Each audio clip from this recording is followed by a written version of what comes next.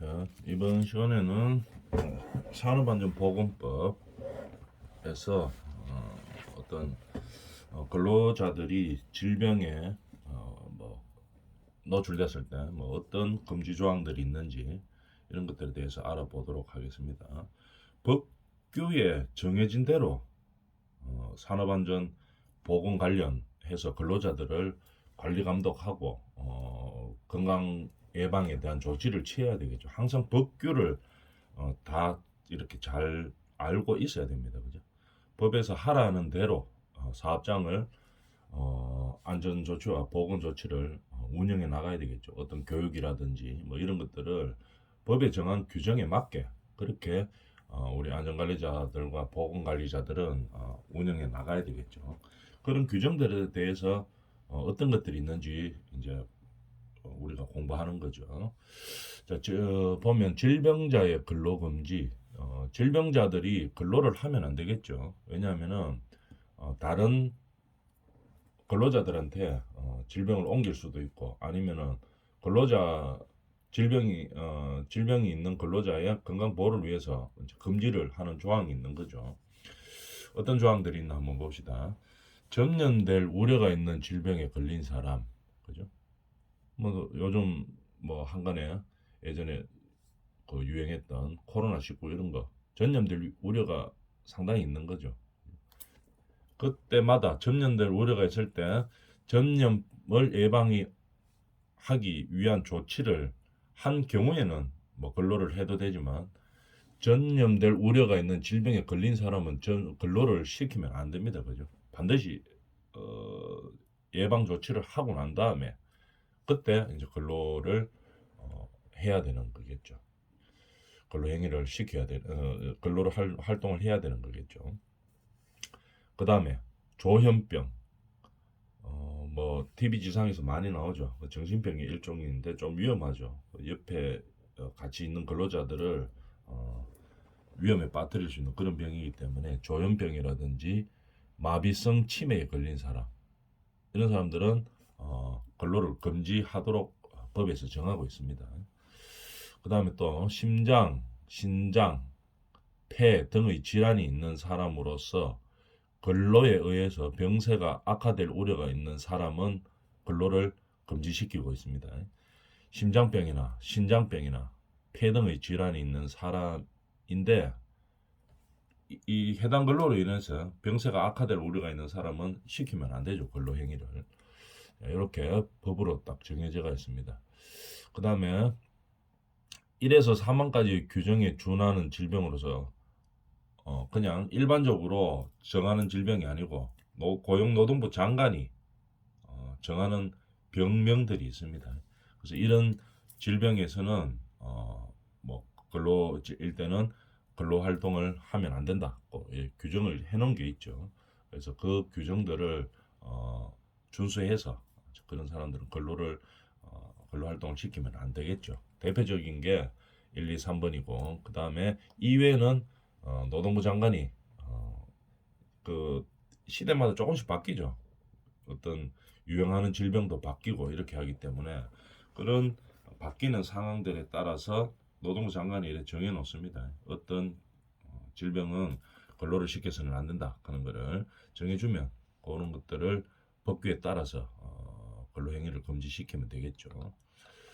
그 다음에 사업장 내에서 안전보건 교육을 뭐 어떤 식으로 어느 정도의 시간으로 시켜야 되는가에 대해서 알아봅시다. 정기교육, 반드시 해야 되는 정기교육은 어떤 시간을 가지고 어느 정도의 교육을 시켜야 되는지 한번 볼까요? 사무직 종사하는 사람들 있죠. 사무직들은 분기가 3개월이죠. 분기에 3시간 이상을 시켜야 됩니다. 매 분기 3시간 이상. 3시간 이상. 그죠? 사무직은. 그 다음에 사무직 종사 근로자 외의 근로자. 사무직 아닌 근로자들이 있죠. 그죠? 사무직 외의 근로자. 사무직 외의 근로자 중에서 판매 업무에 종사하는 사람이 있죠. 직접 종사하는 사람과 판매 업무에 외에 종사하는 사람으로 나눕니다. 판매 업무에 종사하는 사람은 매분기 3시간입니다. 이것도. 근데 판매 업무 이외에 업무를 하면서 사무직이 아닌 사람들 있죠. 조금 더 안전교육이 필요하다고 봐주는 거겠죠. 뭐 현장에서 일을 한다든지 이런 사람들을 말하는 거죠. 이런 사람들은 매분기 6시간입니다. 6시간. 그 다음에 관리감독 지위에 있는 사람, 관리감독의 지위, 이 사람들은 교육을 좀 많이 받아야 되겠죠. 그죠? 조금 더 받아야 되겠죠. 그래서 이 사람들의 규정은 연간 16시간 이상. 연간입니다. 이거 분기가 아니고 연간. 연간 16시간 이상. 그래서 시험 같은 거 칠 때는 뭐 말을 살짝 바꿔놓겠죠. 관리감독자의 지위에 있는 사람이 의 정기교육에 있는 교육시간으로서 뭐 다음 중 맞는 것은 이래가지고 매분기 뭐 16시간 이상 이러면 틀린 거죠. 연간 16시간 이상입니다. 요거는 정기교육에 해당되는 거겠죠. 정기교육. 그 다음에 정기교육 외에 채용 시에 시켜야 되는 교육도 있습니다. 채용이 되면 일용 근로자들은 어떻게 일용직들 하루하루 하는 사람들이 있죠. 1시간 이상 합니다. 1시간 이상. 그 다음에 일용직 아닌 근로자들이 있죠. 이런 사람들은 좀 더 많이 시키죠. 8시간 이상. 이렇게 합니다. 채용 시에 분기별로 뭐 이렇게 하는 게 아니고 분기별로 또는 연간 이런 게 아니고 채용 시에 얼만큼 시켜야 되냐 이 말이죠. 일용직들은 1시간 이상, 일용직 이외의 근로자들이죠. 이런 사람들은 8시간 이상씩 시켜줘야 됩니다. 뭐 안전교육을, 안전보건 교육을 제외한 근로자 말하는 거죠. 그래서 이런 교육 따라 안전보건 교육 시기마다 다르죠. 정기교육도 있고 채용 시에도 있고 또 어떤 게 있나 한번 봅시다. 작업 내용이 변경됐을 때, 근데 뭐 예를 들어서 뭐 어떤 거겠습니까? 우리 현장에서 하는 일들이 있어요. 이런 일들이 작업 내용이 바뀌었어요. 바뀌었을 때도 어떻게 시켜야 되겠죠. 일용직들은 1시간입니다. 그죠? 일용직 이외의 근로자들 있죠. 제외한 근로자, 일용직 근로자를 제외한 근로자는 요건 2시간입니다. 아까 요거하고 헷갈릴 수 있겠죠. 채용 시에는 일용직은 1시간, 일용직을 제외한 근로자는 8시간이고 작업 내용이 변경됐을 때는 일용 근로자를 제외한 근로자는 2시간입니다. 그다음에 일용직들은 1시간. 둘 다 똑같이 1시간이네요. 일용직들은. 요런 것들을 좀 시험 칠 때는 정확하게 외워야 되겠죠. 안 헷갈리도록. 그 다음에 특별교육들이 있네요. 특별교육들은 특별한 상황에서 이렇게 시키는 거죠. 규정에 딱 정해져 있습니다. 별표 제1 라목 각 호의 어느 하나에 해당되는 작업에 종사하는 일용 근로자들은 뭐 2시간. 요거는 규정대로 보면 되겠죠. 나중에 해당될 때 그러면 보면 됩니다. 그죠? 그 다음에 요거는 2시간. 그 다음에 타워 크레인 신호 작업. 이거 중요하죠. 타워 크레인 신호 작업. 에 종사하는 근로자들은 8시간씩 시켜야 됩니다. 특별교육을 시켜야 된다는 얘기죠. 앞에 거 다 받고 위에서 받았는 거 뭐 어떤 것들이 있습니까? 정기교육 때 정기교육 받아야 되고 채용 시에 채용시 교육 받아야 되고 그 다음에 작업 내용 변경됐을 때 변경에 대한 교육을 받아야 되고 그 다음에 특별교육. 이 사람들은 더 위험하다는 얘기겠죠. 위험 요소가 있는 근로 환경이다 이런 말이겠죠. 타워 클레인 신호 작업 하는 사람들은 좀 많이 받죠. 8시간 받아야 됩니다. 종사하는 일용 근로자도 그죠? 타워 클레인 신호 작업에 종사하는 일용 근로자가 몇 시간의 교육을 받아야 되느냐? 8시간 이상 받아야 됩니다. 신호수들이라고 하는데 이 타워 클레인 신호수들 사고가 많이 나죠. 그래서 교육을 좀 많이 시켜야 됩니다. 타워 클레인 같은 걸 보면 뭐 보통 철골 같은 거나 뭐 타워 크레인으로 철골을 움직인다든지 아니면 무거운 뭐 용품들을 옮기죠. 그럴 때 타워 크레인은 저 위에 있죠. 그 건물 짓고 있는데 보다 뭐 50m 아니면 100m 막 이렇게 높이 있습니다. 이러다 보니까 어떻게 하는가 하면 보통 밑에 신호수가 있고 그 다음에 실제로 옮기는 사람들이 있죠. 타워크레인에서 달아서 뭐 걸어준다든지 걸어서 타워크레인을 걸고 그 다음에 뭐 옮길 때 좀 잡아준다든지 이런 사람들이 있습니다. 그 다음에 실제로 작업하는 사람이 있고 신호수가 있고 타워크레인이 있고 타워크레인 운전수가 있고 이런 세 명이 있죠. 신호수에 의해서 타워크레인은 움직입니다. 물론 타워크레인도 위에서 이렇게 보면 대충 보이기 때문에 보고도 하지만 신호를 받고 합니다. 근데 이 신호수가 보통 무전기하고 수신호로 많이 하죠. 근데 타워크레인이 저 위에 상공에 있다 보니까 바람 같은 게 불면 이 무전기가 잘 안 들리는 경우들이 많이 있어요. 그래서 무전기로 잘 안 되면은 뭐 손 수신호로 많이 하죠. 근데 이게 신호 같은 걸 잘못 한다든지 아니면은 타워크레인 기사가 이걸 잘못 판단한다든지 이렇게 하면은 큰 사고로 많이 이어집니다. 그래서 뭐 철골 같은 거 옮기다가 신호를 잘못해서 뭐 사람이 철골 같은데 뭐 다친다든지 이런 상황들이 많이 일어나죠. 그래서 뭐 처벌도 많이 받고 이렇게 합니다. 요 신호수들이나 그러니까 신호수가 잘못했는지 타워크레인 기사가 잘못했는지 이런 것들을 뭐 사고가 발생하면 조사를 많이 하죠. 그래서 법원에서도 판단을 많이 하고 하는데 안전사고가 가장 많이 위험 중대 사고로 발생하는 부분 중에 또 하나죠. 타워크레인 신호 작업이 상당히 중요합니다. 그래서 8시간씩 이상씩 받고 있습니다. 그 다음에 별표 5 제 1호 라목의 각호의 어느 하나에 해당하는 작업 종사자 중 일용 근로자를 요건 일용 근로자고 일용 근로자를 제외한 근로자 일용 근로자가 아니고 진짜 뭐 좀 근무를 많이 하는 사람들을 말하죠. 이런 사람들은 16시간 이상 언제 최초 작업에 종사하기 전 4시간 이상 실시하고 그죠? 최초 작업에 종사하기 전에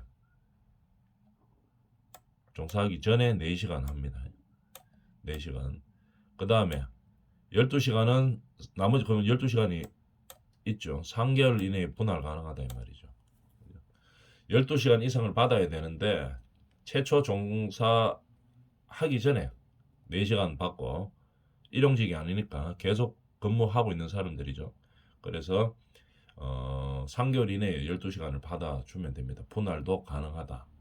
교육시간을.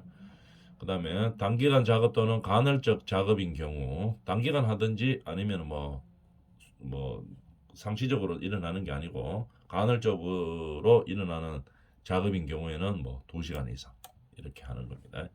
그 다음에 건설업 기초 안전보건 교육은 일용직들이죠. 건설 현장에서는 일용직 근로자들이 많이 있죠. 건설 일용 근로자들은 어떻게 4시간을 받아야 된다. 그죠? 기초 교육입니다. 건설업 기초 안전보건 교육은 건설 일용 근로자인 경우에 4시간 이상을 받아야 됩니다. 이런 식으로 근로자들에 대한 교육을 많이 받도록 이렇게 규정하고 있죠. 쭉 봤는데 한번 보면 정기교육도 있었고 그 다음에 채용시 교육도 있었고 그 다음에 작업 내용이 변경되었을 때 하는 교육이 있고 근데 이거 이외에 또 특별한 상황일 때 법의 규정이 있습니다. 그럴 때 특별 교육을 실시해야 되고 그 다음에 건설업 기초 건설업은 뭐가 안전이나 보건 사고가 좀 많이 일어나는 그런 업종이죠. 그래서 건설업에서는 기초 안전 보건 교육을 반드시 시킵니다. 일용 근로자들도 4시간 이상씩 시키죠. 이런 식으로 교육에 대한 안전 보건 교육들을 반드시 시켜야 됩니다. 그러면 이런 교육들을 안전 관리자나 보건 관리자들이 시키는 거죠. 아니면은 교육을 할 수 있는 뭐 사람들을 고용해서 관리 감독한다든지 어떻게 교육하라든지 이렇게 하는 거겠죠. 안전관리자와 보건관리자들의 업무입니다. 그죠? 그 다음에 산업안전보건 기준에 관한 규칙이 어떤 것들이 있는가 한번 봅시다. 규칙은 유해 물질들이 있죠. 우리 근로자들의 건강을 해칠 수 있는 그런 환경이 되어 있는 그런 뭐 대상 물질들은 반드시 어떤 규정에 의해서 조치를 하도록 되어 있습니다. 그죠? 기준에 관한 규칙이 어떤 것들이 있는지 한번 알아봅시다. 그걸 알아보기 전에 일단 용어를 먼저 알아줘야 되겠죠. 그래서 용어 정리부터 하고 알아보도록 하겠습니다. 관리 대상 유해 물질, 그러면 용어를 잘 보면 그냥 알 수는 있죠. 관리를 하는 대상, 그 중에서 유해 물질, 관리를 대상으로 하는 해를 끼칠 수 있는 물질이다 이 말이죠. 어떤 것들을 말하느냐 한번 봅시다. 근로자에게 상당한 건강 장애를 일으킬 우려가 있어. 그죠? 근로자에게 상당한 건강 장애를 일으킬 우려가 있는 겁니다. 건강 장애를 예방하기 위한 보건상 조치가 반드시 필요한 것들을 말하는 거죠. 그런 것들을 뭐라 합니까? 관리 대상 유해 물질이다 이 말이다. 관리를 반드시 해야 되는 것들이다 이 말이겠죠. 물질 중에서 관리 대상 유해 물질 뭐 어떤 것들이 있나 봅시다. 원재료, 가스, 뭐 전기, 분진 이런 말들은 많이 들어보죠. 분진 뭔지 말하는 거죠. 뭔지 미스트로서 유기화합물, 그죠? 금속류, 산, 알카리류, 가스 상태의 물질류들을 말한다 이 말이겠죠. 그래서 관리 대상 유해 물질은 뭐 어떻게 정의할 수 있습니까? 건강 장애를 예방하기 위한 보건상 조치가 필요한 물질을 말하는 겁니다. 그걸 관리 대상 유해 물질이라고 하는 거겠죠. 유기화합물은 어떻게 용어 정리를 하고 있느냐? 다른 물질을 녹이는 성질이 있는 유기용제를 포함한 탄화수소계 화합물을 말하는 겁니다. 다른 물질을 녹이는 성질을 가지고 있는 거예요. 상온상압에서 휘발성이 있는 액체이죠. 상온상압에서는 휘발성이 있는 액체로서 중요한 것은 뭐 다른 물질을 녹이는 성질이 있는 겁니다. 유기용제 그런 것들을 유기화합물이라고 이야기하는 거죠. 그래서 우리 산업 현장에서 일을 하다 보면 이게 반드시 필요하긴 한데 이게 다른 물질하고 어떻게 반응을 하면은 다른 물질을 녹여버립니다. 그죠? 유기용제 녹이는 성질이 있는 겁니다. 그러면은 어떻게 됩니까? 원래 있었던 상태가 아니고 다른 물질하고 어떤 반응이 일어나 가지고 어떤 근로자들에게 악 영향을 미칠 수 있는 거, 뭐 공기라든지 공기가 상당히 나빠진다든지 이렇게 인체에 들어오면 엄청나게 이제 해로워지는 이런 상태가 될 수 있는 거죠. 이런 다른 물질을 녹이는 성질이 있는 유기용제를 유기화합물이라고 이야기합니다. 금속류는 뭐 우리가 다 알고 있죠. 그런 걸 다른 물질을 녹이는 성질을 유기화합물이라고 하고, 그다음에 금속류는 우리가 흔히 알고 있는 그런 금속을 말하는 겁니다. 고체가 되었을 때 금속 광택이 나고 전기나 열을 잘 전달합니다. 전기도 전성과 연성을 가진 물질을 금속류라고 표현하고 있는 거죠. 그 다음에 산알칼리류, 이것도 우리가 평상시에 많이 쓰는 단어이죠. 수용액 중에서 수소이온을 생성하는 겁니다. 수소이온을 생성하고 염기와 중화하여 염을 만드는 물질과 산을 중화하여 수산화합물로서 물에 녹는 성질을 말하는 거죠. 산성이다, 알칼리성이다 이런 말 많이 하죠. 물에 녹는 성질을 가지고 있는 겁니다. 그래서 뭐 산성이다, 알칼리성이다 이러면은 물에 녹는 물질 그런 것들 산류, 알칼리류 이렇게 이야기하는 거죠. 그래서 물에 녹으면서 어떻게 됩니까? 뭐 반응이 일어나죠. 그래서 이런 것들이 인체에 들어갔을 때, 뭐 공기 중으로 이렇게 들어갔을 때 우리가 건강해질 수 있는 그런 상태를 말할 수 있는 거죠. 그래서 산알칼리류 우리가 평상시에 많이 쓰는 용어들입니다. 그다음에 가스 상태 물질류, 그죠? 가스 상태, 상온상압에서 가스 상태를 유지하는 것을 말하는 거죠. 가스 상태, 액체 가스 상태를 말하는 거겠죠. 그래서 가스 상태의 물질을 뭐 가스 상태 물질류라고 합니다. 그다음에 특별관리 물질은 근로자에게 중대한 건강 장애를 일으킬 수 있는 그런 물질을 말하는 거죠. 그것을 특별관리 물질이라고 이야기합니다. 어떤 것들이 있는지 한번 볼까요? 우리가 흔히 많이 보는 거 뭐 벤젠, 그죠? 포르말데히드, 페놀. 옛날에 뭐 페놀 사태 뭐 이런 거 많이 있었죠. 그죠? 공장에서 뭐 페놀을 갖다가 그냥 물에다가 정화 안 시키고 뭐 흘려버려 가지고 문제가 많이 일어난 적도 많았죠. 납, 그죠? 인체 전부 해로운 것들이죠. 니켈, 그 화합물, 카드뮴 이런 것들, pH 2 이하 황산 이런 것들, 이런 것들을 전부 말할 수 있는 거죠. 특별관리 물질이라고 이야기하는 겁니다. 왜 특별관리 물 하겠습니까? 위험하니까 하는 거겠죠. 이런 종류들이 있다 하는 거 알아보고, 그 다음에 유기화합물 취급 특별 장소는 어떤 것들이 있나 한번 볼까요? 유기화합물을 취급하는 특별한 장소들이 어떤 데서 많이 취급하느냐? 선박의 내부, 그 다음에 차량 내부, 탱크의 내부, 터널 갱의 내부, 이런 것들이 지금 보면은 다 대충 뭐 어떤 상황에서 많이 발생 위험 요소들이 있는 것들입니까? 보면은 이 통풍이 잘 안 되는 장소들입니다. 이런 것들이 화합물들이 어떤 근로자들이 인체에 나쁜 악영향을 미치는 상황이 어떤 상황이냐면 전체적으로 보면은 물론 환기가 잘 돼도 위험은 하지만 환기가 안 되는 상황에서 화합물이 화학 반응을 하게 되면 엄청나게 위험해지죠. 근로자들한테서. 그래서 대부분 환기가 안 되는 상황이 아주 위험한 상황이 되는 겁니다. 그래서 환기계획이라든지 이런 것들을 잘 지켜야 되겠죠. 또 보면 선박 내부, 뭐 맨홀 내부, 사고 많이 나는 상황들이죠.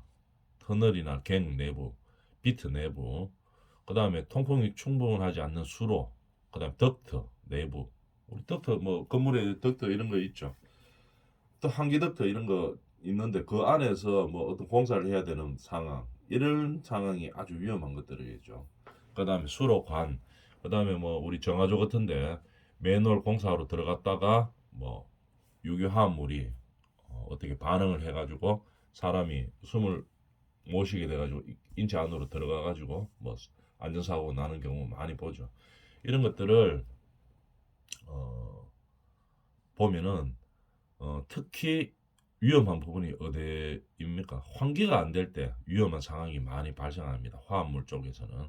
그래서 우리가 근로 현장에서 이 환기가 잘 되느냐 안 되느냐 이거를 잘 판단해야 되겠죠. 그죠? 안전관리를 할 때, 안전관리나 보건관리를 할 때 환기가 잘 되는 상황이냐 아니냐 이런 것들을 파악을 잘 하고 그렇게 관리를 해줘야 되는 겁니다. 환기가 안 되는 상황 같으면 어떻게 됩니까? 환기가 되도록 만들어야 되겠죠. 아니면은 도저히 이게 환기될 상황이 아니다 이러면 어떻게 됩니까? 근로자들이 보호구를 잘 착용하고 들어가줘야 되겠죠.